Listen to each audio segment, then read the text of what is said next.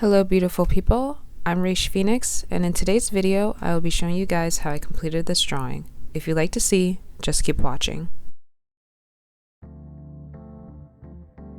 Within these past couple of months, I've been a lot more reflective on my art and my experience with it.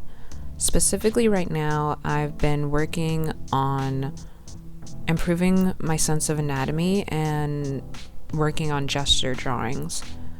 I've noticed that whenever I take a break from drawing, like a couple days, whether it's intentional or not, I feel extremely rusty, and feeling rusty is fine, but there are moments where it's like my version of rusty has been like feeling like I literally don't know how to draw. Like it's like I'm drawing a face and the anatomy is just off.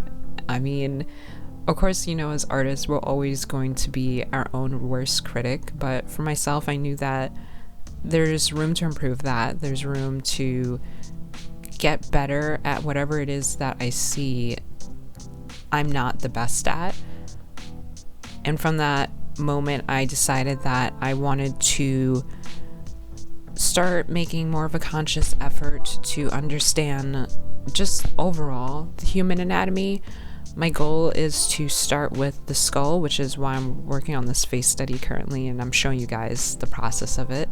Starting with skulls, but then also I don't want to get so caught up in the human skull that I forget about the body, so that's why I'm also doing gesture drawings to help myself become loose and just be mindful of mass and the overall movement of a body when positioned in a specific way.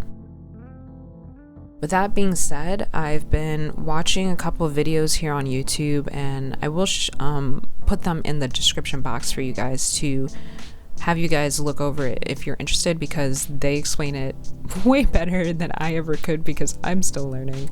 But I've been working from the standard model, and what that's done is it's made me very conscious of the areas where I tend to skew the human face. Kind of like areas where it's like, all right, I can draw the right side right, but then once I start drawing the left side of the face, there's something about the positioning of my hand and the way it is on the screen or on the paper, whatever it may be, that I kind of start to foreshorten areas that don't need to be foreshortened. I think that, I don't know, like I don't know what it is, but I'm just grateful that I'm aware of it so that I can fix it as I'm drawing, and it's allowed me to definitely get better at understanding the areas where I make those mistakes.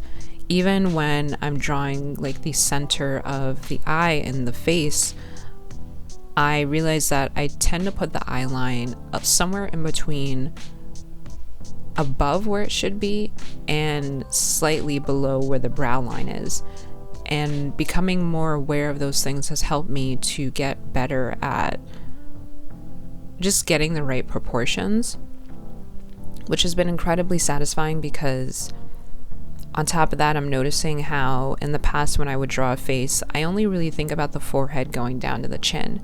Now I take into consideration the upper portion of the head, like where the skull actually starts from the top of the head, which you guys can see how I have loosely sketched in, all the way down to the chin. I also take more consideration of like the entire eyeball or the entire eye socket, which is why you guys saw me draw an entire circle, and then within that circle, that's where I define the actual eyes, like the lids. I'm just very conscious now of my experience as an artist when it comes to my work, because I think I've gotten to a point where I would focus so much on the end product. I think that the sketch has been like the moment where I bring to life the idea that I have in my head, but from the sketch to the finished product has always been kind of like a struggle. I don't want to put an expectation on myself, but I tend to when it comes to the amount of time I think I should need when working on a project. And the truth of the matter is, the more that I learn, the longer it's going to take, especially in the beginning of just understanding my own process and how to apply these new things that I've learned.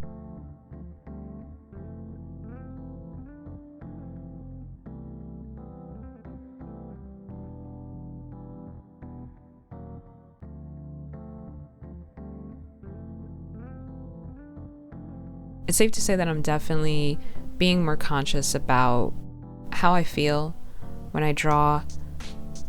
Even with face studies, I've noticed that I've been allowing myself to be more loose, not to focus so much on the end product, but my experience while drawing, to allow myself to make mistakes, to allow myself to be okay with maybe some of the anatomy slightly being off, to focus more on, you know, my understanding of the form, my understanding of where I need to get better at understanding it.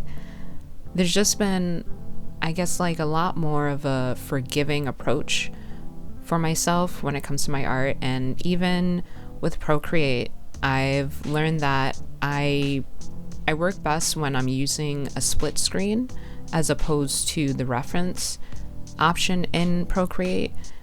So for anybody who may be unfamiliar with Procreate, you have the option to reference an image, so you can open up a little window within the window of Procreate, and that's how I used to look at whatever it is that I needed to see while drawing. But then I realized that there's something about the way my hand overlapping on the screen, on top of there being an additional window within the screen covering the drawing, that would really affect my ability to just draw what I needed to. It's like I had to peek over my hand or make the window smaller, but now I can't see the reference that well, and I'm zooming in, but it's skewing everything else. Like, it was a mess, and it took me a long time to realize that I prefer using a split screen. So with that, Procreate is on one half of my iPad, and on the other half of the iPad I have Photos open, where I can actually flip the photo, because I do flip the photo when I'm looking at whatever reference, or flip the canvas. I do both to make sure that I am not getting too skewed in certain portions of the anatomy, and that's helped a ton. It's so crazy how just the smallest thing can help you with getting that much better. Like, sometimes it's just the setup as opposed to like your actual ability to execute a particular thing. I've gotten to a point now where I've noticed that I really like working with the graphite brush, the mechanical pencil in Procreate, and I also like working with oil paint to just get a looser feel. It's been kind of an on and off struggle with Procreate for myself, because I was just trying to get the hang of the setup, so the interface, like I just spoke about, and then on top of that, just figuring out which brushes speak the most to me. And it was actually working traditionally that helped me connect with what it was digitally that I needed to change. Because when I draw face studies traditionally, I realized that working with a mechanical pencil is the sweet spot for me. You know, I really like being able to have a very thin graphite and to draw when I need to. So applying that to digital, I was like, okay, anything that mimics a mechanical graphite pencil in Procreate is going to be what I need. And once I found that brush, it was perfect. With the oil paint brush, I just like to throw color down. I don't want it to have to be super tedious. So that's why I like to stray from the airbrush brush, because it makes me get more conscious of these subtle differences between color, whereas with the oil paint brush, it's more textured. It allows me to create more of a movement or more of a three-dimensional carving out of the form. So it's been an eye-opener, but also very, I guess, like a transformation for myself to be able to, you know, look at where I was before a couple months ago and to be like, okay, these are the things I want to improve. I want to get better at anatomy. What will help me? Okay, these videos that I'm watching on YouTube. I want to get better with my experience with Procreate. Okay, what will help me? Maybe watching other artists and seeing how they work, and just applying, you know, some of the stuff that I know I enjoy from traditional to digital.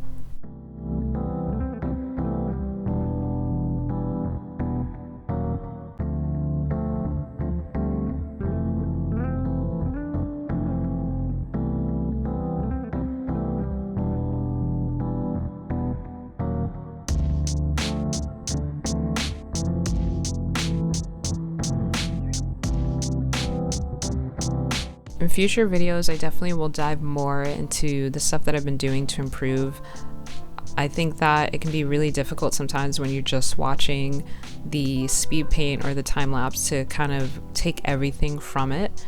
As I said, I'll link the videos below that have helped me the most with just getting better at anatomy, but I definitely want to work on sharing more about, well, I've always been transparent in my videos about what it is that's helped me or my process, but I definitely want to share more with you guys about what I've been learning as an artist and the particular things that have helped me grow. Here is the completed piece. Thank you so much for watching. Bless up, and until next time, sending out much peace, love, and enlightenment. Bye, guys.